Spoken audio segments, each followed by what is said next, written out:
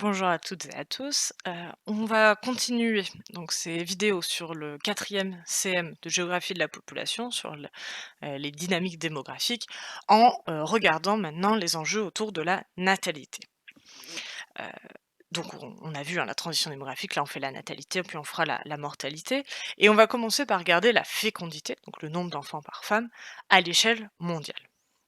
Alors, juste pour vous donner un ordre d'idée, théoriquement, le potentiel reproductif maximal d'une femme, donc le nombre théorique d'enfants maximum qu'une femme peut avoir, il est à 16 enfants pour une seule femme.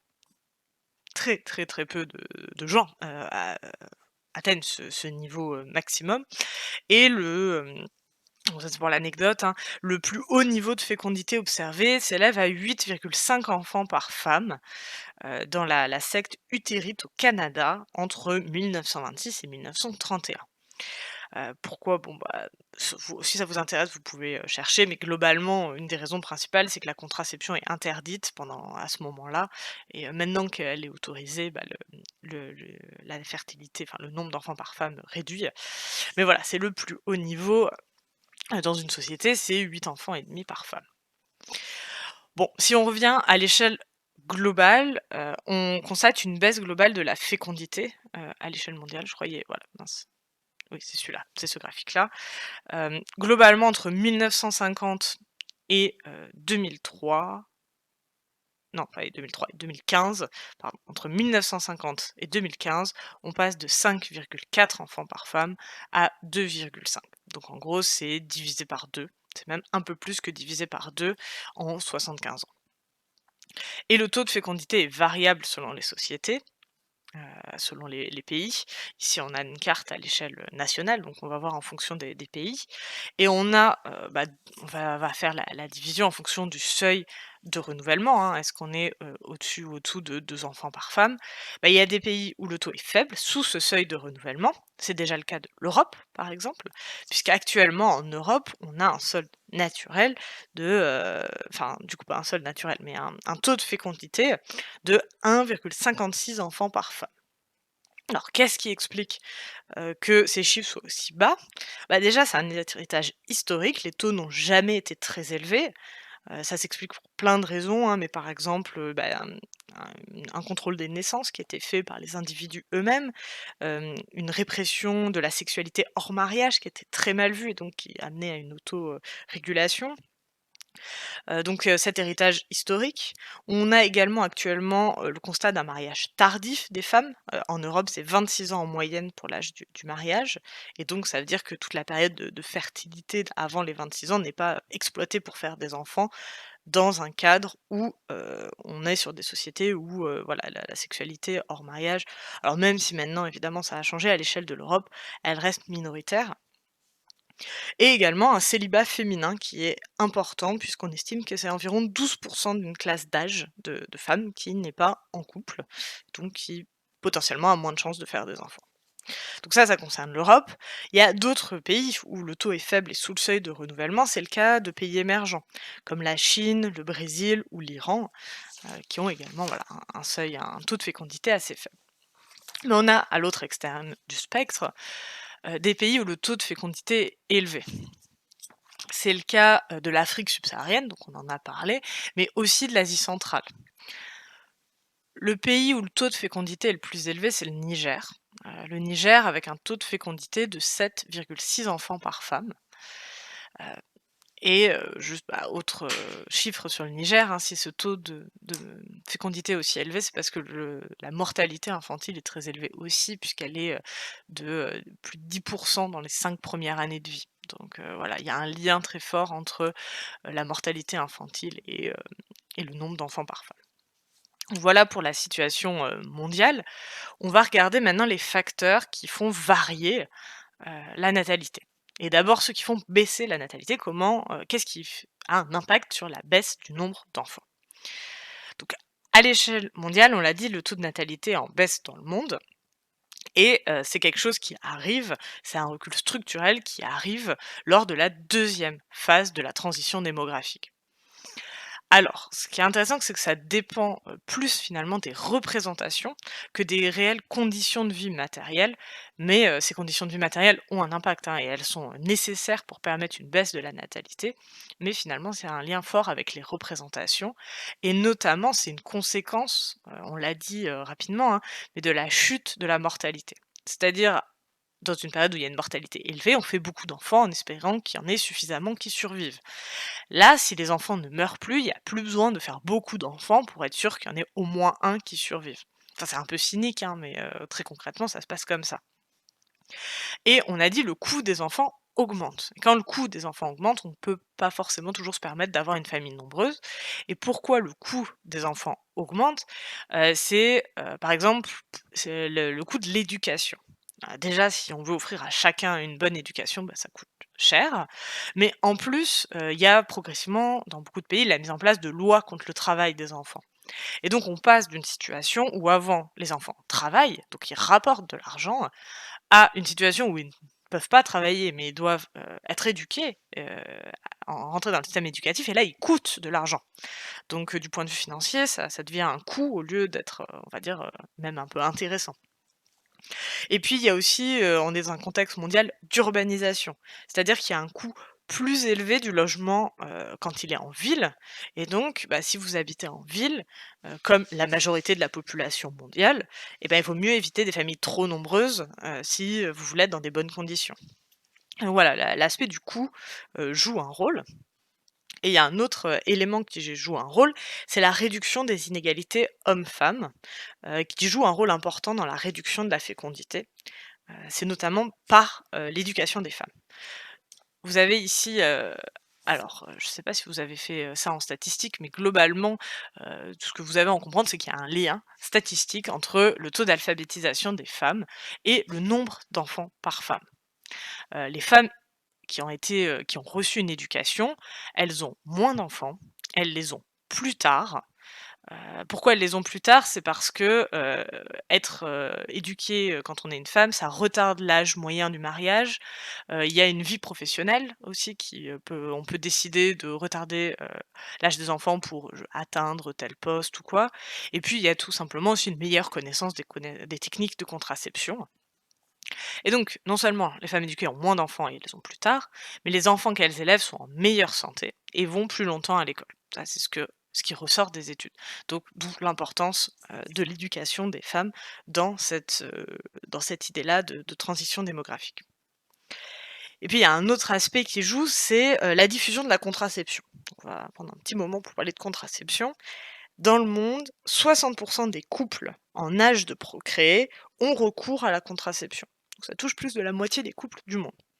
Alors avec des variations très fortes, hein, dans les extrêmes, en Norvège, c'est 88% des couples en âge de procréer qui ont recours à la contraception. Dans le Sud-Soudan, c'est 4%.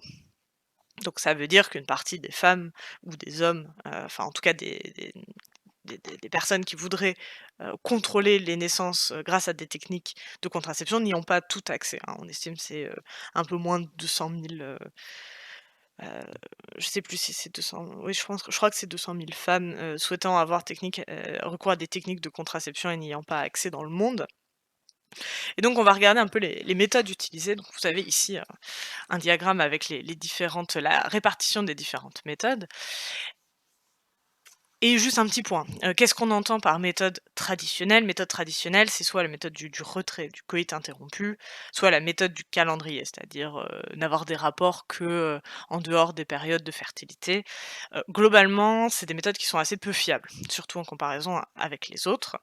Et on regarde que ce qui domine, c'est, la stérilisation féminine. La stérilisation masculine, en fait, est très peu développée. On est à 4 des stérilisations qui sont pour les hommes, donc c'est la stérilisation féminine et le stérilet.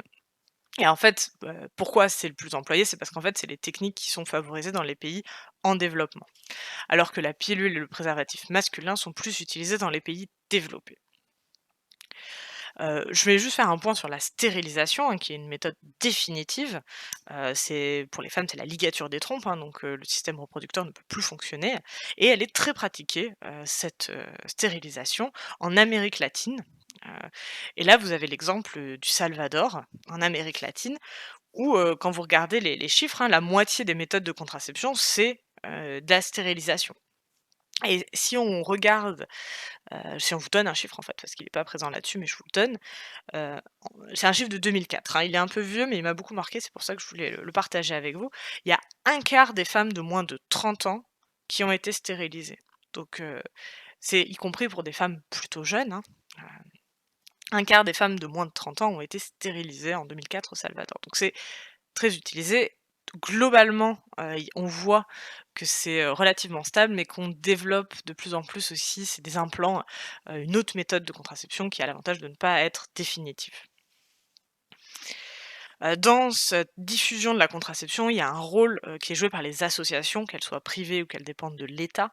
Les associations qu'on appelle les associations de planning familial, qui permettent la distribution de contraceptifs ou qui offrent des consultations. Donc voilà, pour la question de la contraception. Un autre facteur de baisse de la natalité, c'est et là, pareil, ça joue, sur les représentations, hein, mais aussi, avec un rôle des conditions matérielles, les périodes de crise économique.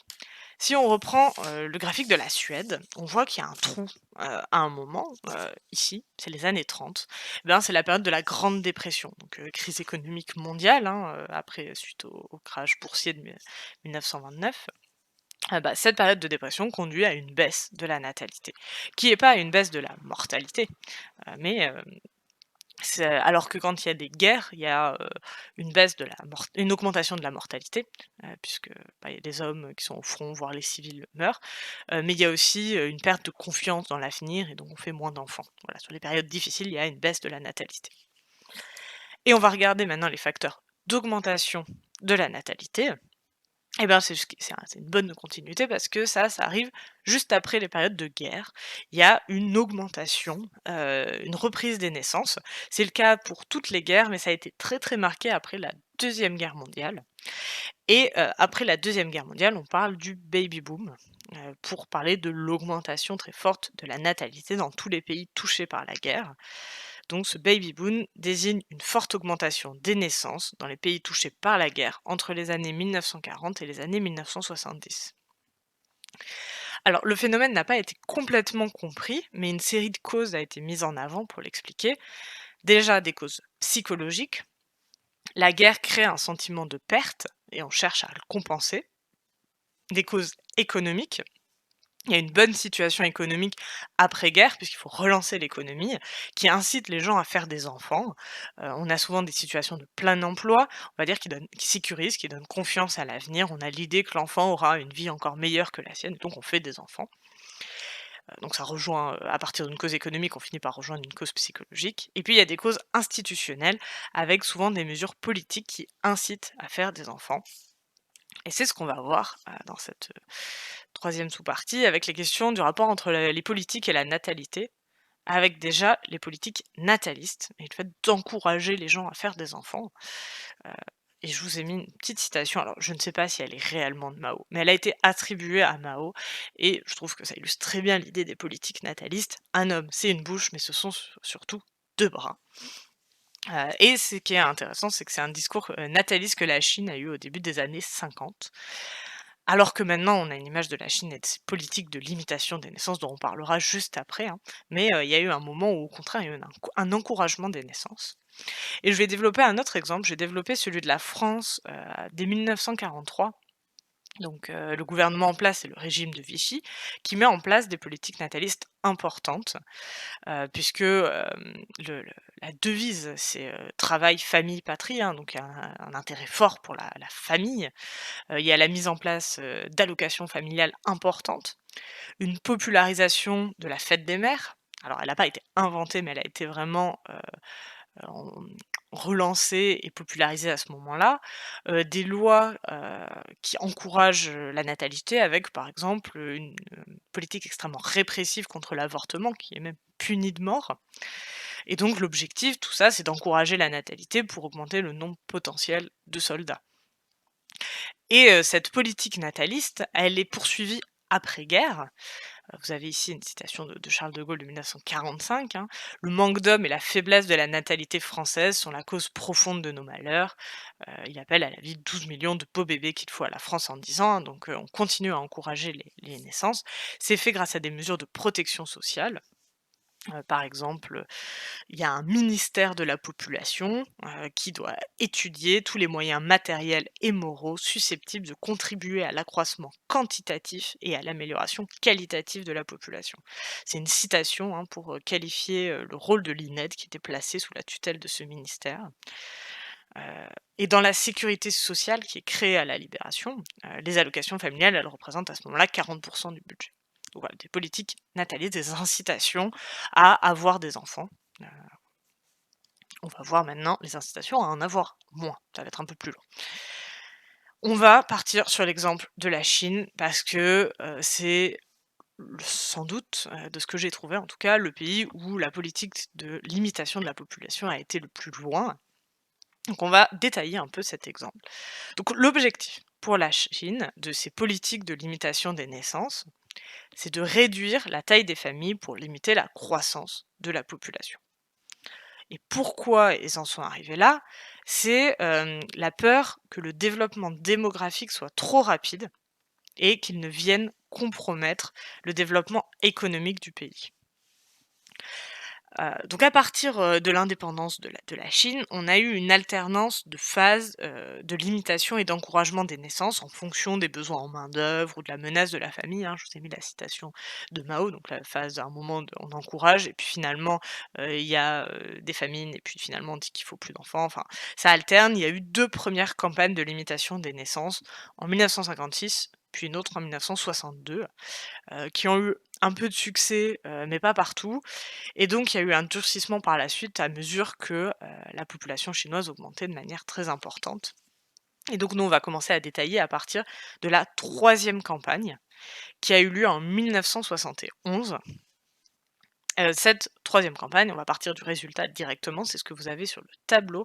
Quand vous regardez l'évolution de la fécondité entre 1970 et 10 ans après, elle a été divisée par 2.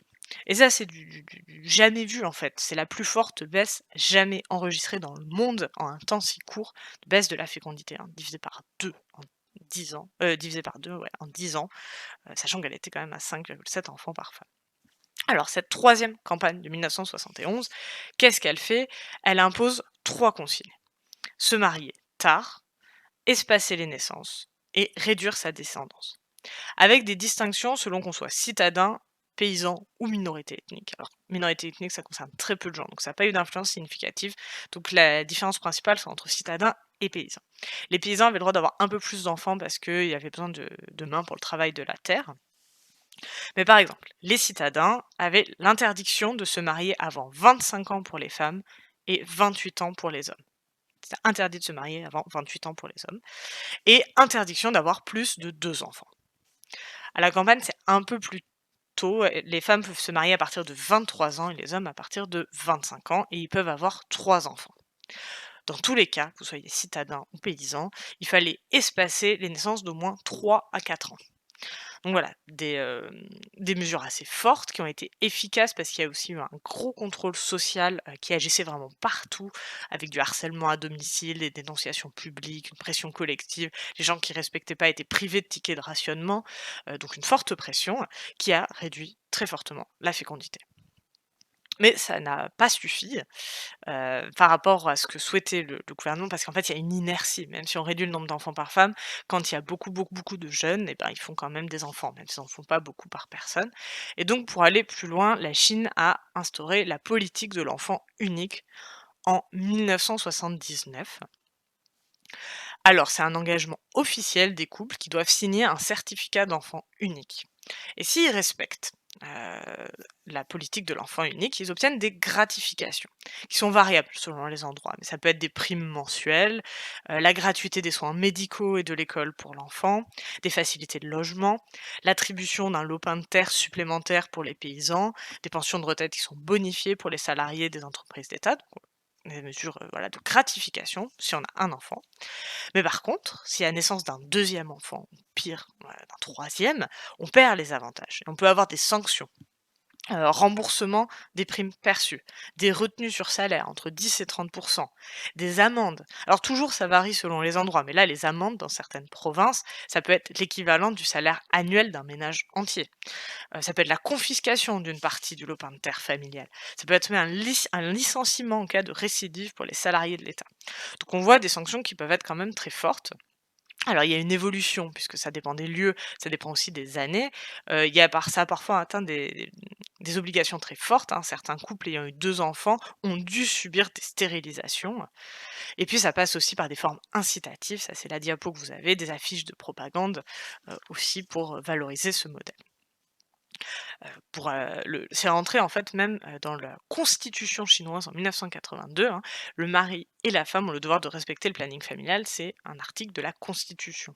Ça montre à quel point c'était important, dans la conception politique du pays, ces enjeux démographiques.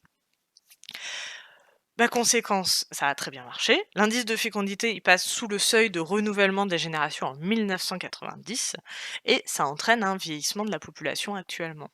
On est autour de 1,7 enfants par femme en Chine et donc les problèmes de vieillissement de la population, dont on parlera dans un prochain CM, ont entraîné la fin de la politique en 2015. Alors, faut nuancer cette réduction, du nombre d'enfants par femme, hein. Bien sûr, il y a eu un rôle très important des politiques contraignantes, mais le développement économique de la Chine qui se passe en même temps a joué aussi, en autorégulation, hein, ça n'a pas été que des contraintes, ça a été aussi des choix. Mais voilà, on a une politique antinataliste extrêmement, contraignante, pour la Chine. Voilà, je termine pour la natalité et dans une prochaine et courte vidéo, je vous aborderai les questions de mortalité.